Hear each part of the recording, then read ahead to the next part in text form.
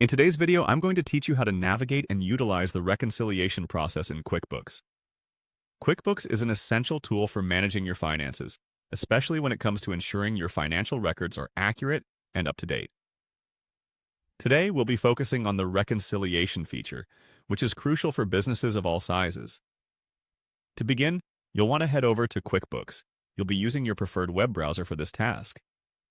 Simply type the QuickBooks URL into your browser, or if you have it bookmarked, go ahead and click on the bookmark link. Once you're there, you should see the QuickBooks dashboard. It's the central hub where you can access all your financial tools and data. Next, we need to access the settings. The settings icon is usually represented by a gear symbol on the dashboard. It's often located at the top right corner of the screen. Clicking on this icon will open a drop-down menu showing various configuration options. These settings are key to personalizing QuickBooks according to your business needs, but for now, we want to focus on the Reconcile option. Once you're in the settings menu, look for the Reconcile button.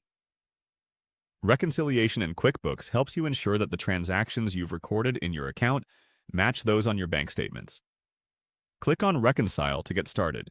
You should now see the reconciliation page, which is designed to guide you through each step of the reconciliation process. The next step is to choose which account you want to reconcile. This is a crucial step because QuickBooks handles each account separately, whether it's a checking account, credit card, or savings account.